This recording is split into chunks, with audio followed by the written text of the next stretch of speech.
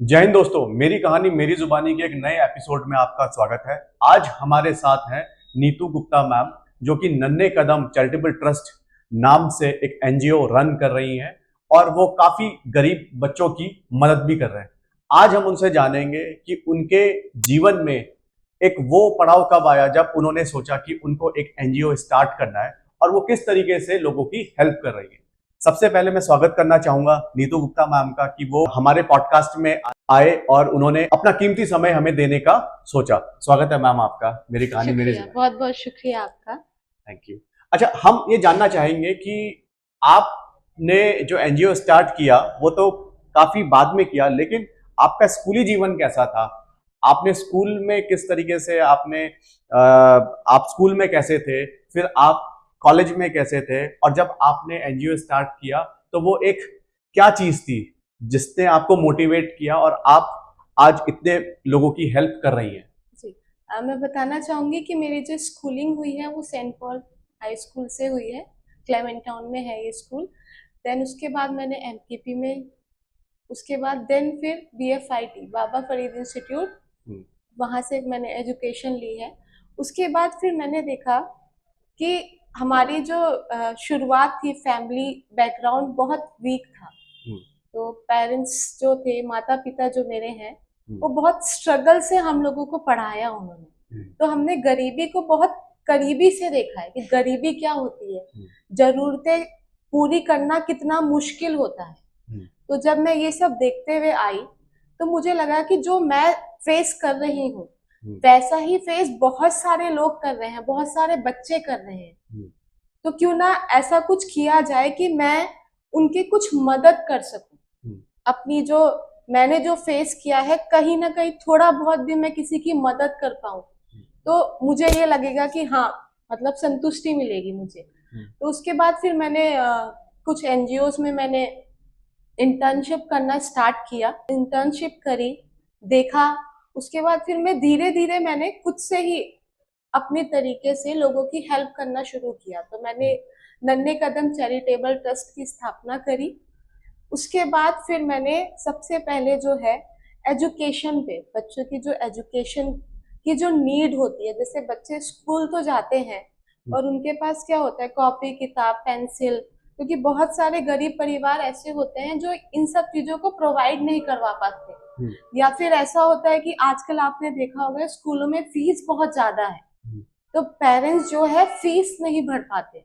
तो हम लोगों ने कुछ फैमिलीज की बच्चों की जो फीस है वो देना शुरू किया। उनकी जो जरूरत की चीजें हैं, कॉपी किताब पेंसिल्स। उसके अलावा हम क्या करते थे, इवनिंग टाइम में बच्चों को ट्यूशन पढ़ाया करते थे, ताकि बहुत सारे बच्चे ऐसे होते हैं जो ट्यूशन भी नहीं जा पाते, सुविधा नहीं मिल पाती। तो हमने ऐसे ऐसे करके स्टार्ट किया। फिर हम नन्हे कदम चैरिटेबल ट्रस्ट में एक शिविर कैंप लगाते हैं, दिव्यांग सेवा शिविर कैंप।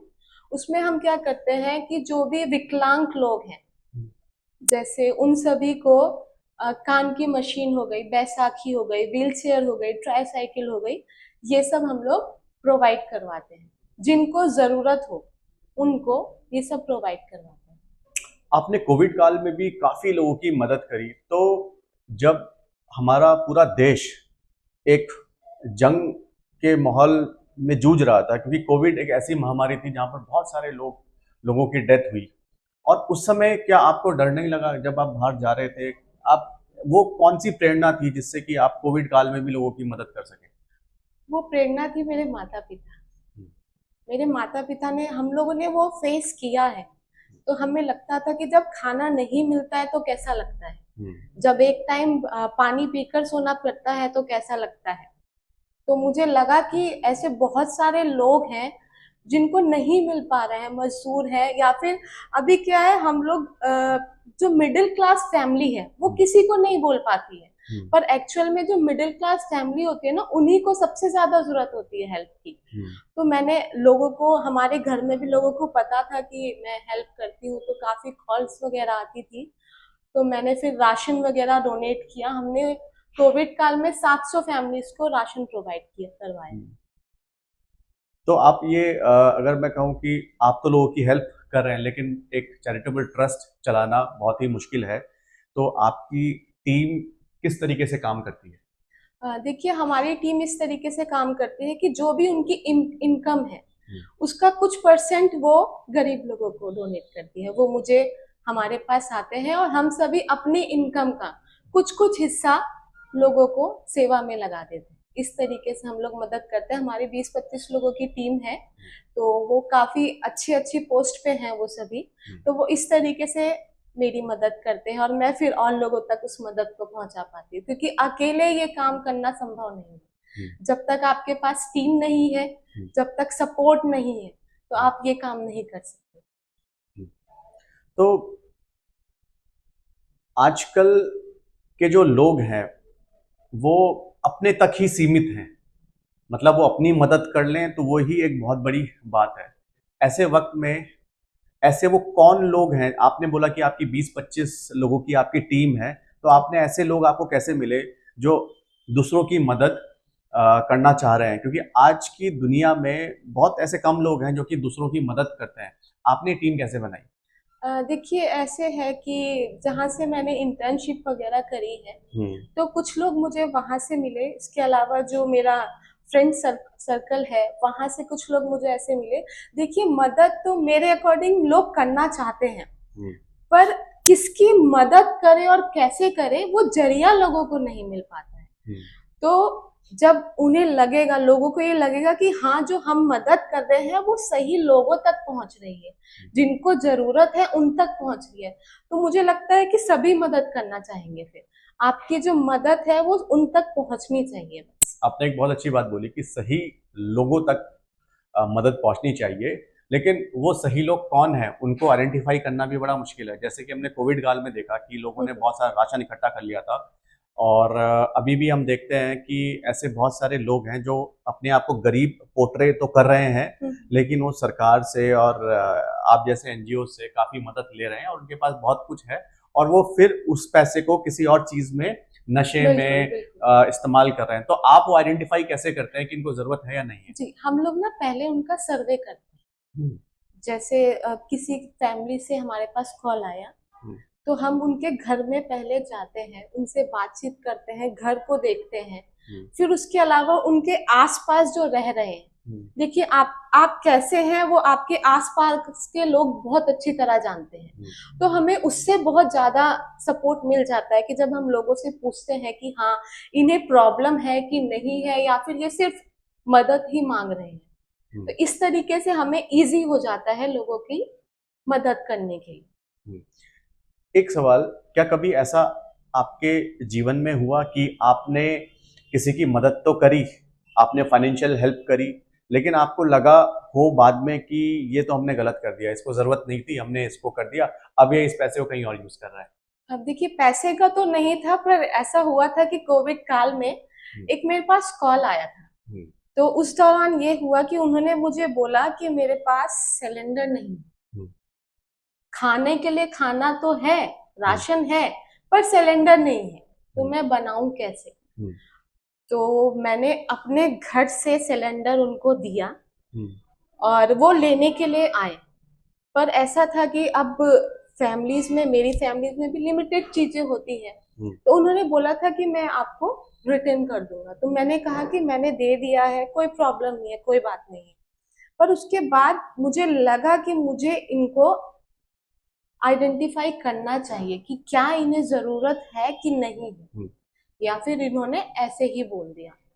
तो फिर मैंने सर्वे किया, मैं उनके घर में गई और मुझे नहीं लगा कि उनको जरूरत है, क्योंकि उससे पहले उन्होंने एक और डिमांड करी थी कि मेरी आंखों की दवाई खत्म हो गई है और मुझे जरूरत है उसकी, तो आप मुझे पैसे दे दे। जब उन्होंने पैसे की डिमांड करी, क्योंकि उन्होंने पहले ऐसे बोला कि मुझे, मेरे पास राशन है, गैस नहीं, क्योंकि मैं यहाँ पे शिफ्ट हुआ हूँ नया, तो संसाधन नहीं होते लोगों के पास। तब मुझे लगा कि मुझे सर्वे करना चाहिए, तो मैं गई। तो फिर मुझे लगा कि हाँ, इस बार थोड़ी सी चूक हो गई है। तो वही है कि जब आपके पास टीम होगी तो फिर आप ये काम बहुत अच्छे से कर पाए। आप जो लोगों की मदद कर रही हैं, आप कहीं ना कहीं समाज की हेल्प, समाज को सुधारने की आपकी जो मुहिम है, क्या आपको लगता है कि ये सही चल रहा है, या ऐसा करने से लोगों की मदद होगी? काफी मदद हुई है लोगों की। मुझे लगता है कि अगर देखिए, बहुत छोटी सी बात है, अगर हम लोग ना अपनी सैलरी का सिर्फ एक, किसी भी, बहुत ज्यादा कोई मदद नहीं कर सकता है तो कोई बात नहीं, पर कोई ऐसा बच्चा जो स्कूल जाना चाहता है उसकी हम लोग सिर्फ फीस देकर भी मदद कर सकते हैं। हम्म, तो ये छोटी छोटी मदद करके ही हमारा समाज जो सुधरेगा। हम्म। जी। हम बात कर रहे हैं समाज की। मैं आपका ओपिनियन जानना चाहूँगा कि अभी समाज में कुछ चीज़ें हो रही हैं, जैसे आपने अतुल सुभाष का केस देखा जिन्होंने सुसाइड किया, और उसके बाद हम देख रहे हैं कि एक नीले ड्रम वाला केस बहुत ही फेमस हुआ, और अभी हम देख रहे हैं कि मेघालय में एक कपल गया था जो कि सोनम केस, सोनम और राजा का केस चल रहा है। तो जब आप जैसी संस्थाएं काम कर रही हैं, आप एजुकेट भी कर रहे हैं, लोगों की हेल्प भी कर रही हैं, क्या आपने कभी सोचा कि इस तबके में भी हमें काम करना चाहिए, इस उसमें भी हमें काम करना चाहिए जहां पर ये चीजें हो रही, क्या इसके सुधार के लिए आपने कुछ सोचा है? बिल्कुल, हम लोग करते भी हैं। देखिए, हमारे एनजीओ में जितनी भी गर्ल्स आती हैं हम्म, और जितने बॉयज भी आते हैं, जितनी भी गर्ल्स आती है, देखिए ये जो संस्कार है ना, हम्म, ये आपको बच्चे को शुरू से सिखाना पड़ेगा। अगर आप सडन चाहेंगे कि कोई किसी की लाइफ में चेंज आए हम्म, तो वो पॉसिबल नहीं होता। हम्म, आपको संस्कार पहले से देना पड़ता है। हम्म, सभ्यता, लड़की की सभ्यता क्या है, उसको कैसा व्यवहार रखना चाहिए, हम्म, किस तरीके से बात करनी चाहिए, उसके फैमिली में माता क्या संस्कार दे रही है उसको, हम्म, ये सब बहुत मायने रखता है। तो हम्म, हम लोग क्या करते हैं कि लड़कियों को, एक जो पहले समाज में दायरा बनाया गया था हम्म, कि लड़का लड़की बराबर नहीं है, हम्म, ठीक है, हम्म, तो ये जो था ये सही था। हम्म, क्योंकि अगर देखिए, ये सब पहले के टाइम में ऐसा होता था कि स्त्री को कायदे में रखा जाता था, हम्म, कपड़ों का सेंस होता था। अभी हम्म, ये सब कुछ बिल्कुल खत्म हो चुका है। हम्म, तो यही चीज की कैसे बोलना चाहिए, क्या जिम्मेदारियां होती है एक औरत की। एक औरत जब गलत कदम उठाती है तो उसका पूरा खानदान बर्बाद हो जाता है। तो हम्म, हम लोग इस चीज का जो ज्ञान है वो छोटी छोटी लड़कियों को पहले से ही देना शुरू कर देते हैं। हम्म। तो किस तरीके से आप इस पे कर रहे हैं, जो छोटी छोटी लड़कियां आपने बोला, या आप पेरेंटिंग में भी आप लोग ध्यान दे रहे हैं, क्योंकि आप लोग तो लोगों से मिलते रहते हैं, बिल्कुल। तो क्या आप इस तरीके से सेमिनार्स करवाते हैं कि क्या करना है, क्या चीज, क्योंकि हमारा जो समाज है वो किसी और डायरेक्शन में अब जाना शुरू हो गया है। जिस तरीके से हम न्यूज में देख रहे हैं, केसेस देख रहे हैं, और कोर्ट में भी हम देखते हैं कि बहुत सारी चीजें जो हैं वो एंटी मेन होती हुई जा रही है। बिल्कुल। ठीक है, एक वक्त था जब सुनने में, जब देखा गया कि आदमियों ने औरतों पे अत्याचार किया, एक वो समय भी था, लेकिन हमने वो समय भी देखा जब हम बात कर रहे हैं कि आदमी और औरत बराबर है। और अब जो हम देख रहे हैं न्यूज में और इधर उधर देख रहे हैं, तो हमें ऐसा लग रहा है कि क्राइम में भी जो गर्ल्स हैं वो थोड़ा सा आगे चले गई हैं। तो इसको रोकने के लिए या इसको परिवर्तन करने के लिए क्या आप लोग कुछ काम कर रहे हैं? जी, हम लोग क्या करते हैं, जैसे महीने में कुछ टाइम हम लोग पेरेंट्स मीटिंग भी करते हैं बच्चों की। हम्म, इसके अलावा स्कूलों में भी हम लोग कैंप्स वगैरह लगाते हैं, तो हम लोग पेरेंट्स को भी बताते हैं। हम्म, देखिए, एक लड़की बचपन से अपनी माता को देखती हुई आती है।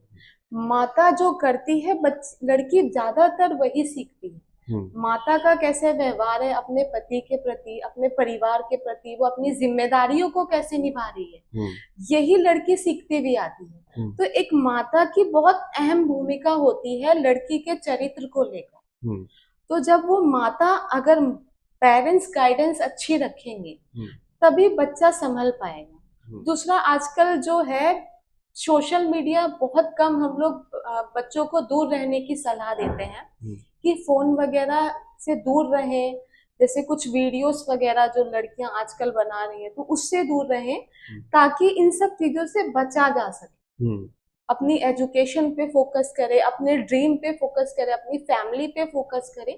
तो हम लोग इस पे ज्यादा उनको फोकस करवाते हैं। नहीं, लेकिन हो तो उल्टा रहा है ना कि हम अपने बच्चों से कह तो रहे हैं कि आप मोबाइल फ़ोन से दूर रहें या कम यूज़ करें, लेकिन अगर आप एक ट्रेंड को आप देखेंगे, इंस्टाग्राम में अगर आप देखें या आप यूट्यूब देखें या कोई और सोशल मीडिया प्लेटफॉर्म देखें, ये चीजें तो बढ़ती जा रही हैं, अगर हम इसको रोकना चाहें भी तो नहीं रोक पाए, बिल्कुल। नहीं रोक पा रहे हैं। तो as a NGO, as a charitable trust, आप लोग क्या मतलब किस तरीके से आप समाज की मदद कर सकते हैं इस सेगमेंट में? देखिए, हम लोग तो अपनी तरफ से कोशिश कर रहे हैं। जैसे हम लोग बहुत सारे स्कूलों में कैंप वगैरह लगाते हैं, जितने भी गर्ल्स हैं उनको बताते हैं कि आपको किस तरीके से जीवन जीना चाहिए। एक लड़की जो होती है वो इज्जत होती है पूरे परिवार की, तो उस इज्जत को संभाल के रखना चाहिए। हम लोग सब ये सब अपने कैंप के दौरान बताते हैं। और इसके अलावा हम लोग जब फैमिलीज में जाते हैं तो हम लोग उन्हें बोलते हैं कि आप लोग अपने बच्चों को टाइम दो। आजकल क्या है, सभी के पास फोन है, तो कोई भी फैमिली, पहले के टाइम में ऐसा होता था कि लोग साथ में बैठते थे, बातचीत होती थी, डिस्कशन होता था, माता पिता बच्चों को बताते थे। अब ये चीज बिल्कुल खत्म हो गई है। किसी के भी पास टाइम नहीं है, ना अपने बच्चों के लिए, ना अपनी बीवी के लिए, ना अपने हस्बैंड के लिए। तो एक टाइम ऐसा रखे कि जिसमें अपने बच्चों से बातचीत करें, उन्हें क्या जरूरत है, उन्हें क्या प्रॉब्लम हो रही है, उन्हें क्या करना चाहिए, क्या नहीं करना चाहिए, ये सब बताएं। तो हम लोग ये सब भी उनको बताते हैं, क्योंकि हम लोग बहुत सारे पेरेंट्स को ऐसे देखते हैं जो दिन भर काम करते हैं और बच्चे क्या कर रहे हैं उन्हें पता ही नहीं हो। तो हम लोग ये फोकस करते हैं, और फैमिलीज के साथ भी हम लोग टाइम बिताते हैं कि ताकि फैमिलीज इकट्ठा हो सके, माता पिता बच्चे एक साथ इकट्ठा हो सके। अभी बहुत टाइम ऐसा होता है कि लड़कियां जो है या लड़के जो है अपने पापा से दूर रहते हैं, बात ही नहीं करते हैं। कितना कितना महीना बीत जाता है, माता पिता से बात ही नहीं करते। तो ये इससे दूरियां आ रही है, और इसी वजह से सोशल मीडिया में बच्चे ज्यादा भागने लगते हैं। तो जब बातचीत होगी वो समझेंगे कि हमारे माता पिता ने कितना फेस किया है यहाँ तक हमें पहुंचाने के लिए। तो हमें लगता है कि थोड़ा बहुत चेंजेस तो जरूर है। एक सवाल मेरा और था आपसे कि आपने बात यहाँ पर गर्ल्स की आपने करी, लड़कों के लिए क्या एडवाइस है? लड़कों को किस तरीके से जीना चाहिए, या लड़कों को जैसे आप बताया स्कूलों में आप जाकर मोटिवेट करते हैं, सेमिनार्स करते हैं, तो लड़कों के लिए क्या आपके टिप्स रहते हैं, या लड़कों को किस तरीके से गाइड करते हैं आप? देखिए, लड़कों के लिए तो ज्यादातर जो मेल्स होते हैं हमारी टीम में वही गाइड करते हैं। पर इसके अलावा एक चीज और है कि बचपन से ही लड़कों को ये सिखाया जाता है कि मम्मी सबसे पहले है, माता सबसे पहले है। पर हम लोग ये बताते हैं कि अगर आपके पिता ही नहीं आपको सपोर्ट करते, अगर पिता ही कमा के नहीं लाते, तो आप यहाँ तक कैसे पहुंचते?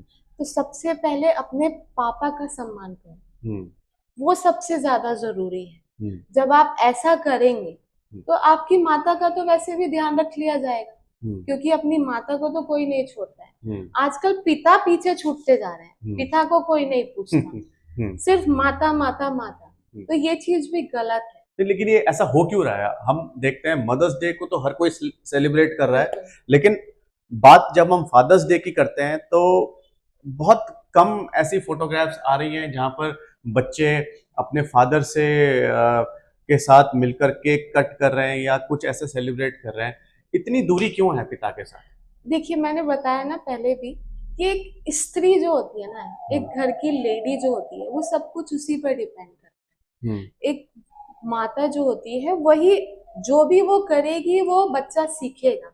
एक औरत अपने पति के साथ कैसी है वो बच्चा देख रहा होता है। जब वो देखता है कि माता अपने पति से ठीक से बात नहीं करती है, ठीक से व्यवहार नहीं करती है, तो बच्चा वही सीखता है।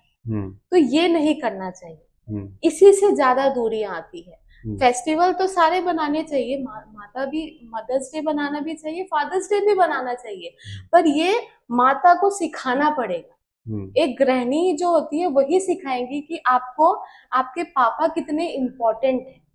जब वही नहीं करेंगे तो आपका पूरा कैसे होगा? लेकिन आज का जो समाज है, हम जैसा देख रहे हैं आजकल, तो पेरेंट्स की अगर हम बात करें तो माता भी वर्किंग है, फादर भी वर्किंग है, मदर भी वर्किंग है, फादर भी वर्किंग है। दोनों कहीं ना कहीं बच्चा जो है वो देखता है कि दोनों बराबर ही हैं। तो गाइडेंस किसको कितनी देनी चाहिए? मतलब आपने बोला कि मदर्स को ही गाइड करना चाहिए और मदर की ही ये जिम्मेदारी है, ये किस हद तक सही है? जब टाइम ही दोनों के पास उतना नहीं है, तो ये किस तरीके से, मतलब आप कह रहे हैं कि सिर्फ मदर की ही जिम्मेदारी है? नहीं, सिर्फ मदर की जिम्मेदारी ऐसे है क्योंकि एक लड़की जो है, जैसे आजकल तो खैर काम करने लगे हैं माता पिता दोनों, नहीं तो पहले के टाइम में ऐसा नहीं। माता घर में रहती थी, बच्चों को संभालती थी, बताती थी, परिवारों को संभालती थी। अभी का टाइम ऐसे हो गया है कि दोनों काम कर रहे हैं, तो जिम्मेदारी तो दोनों की ही है।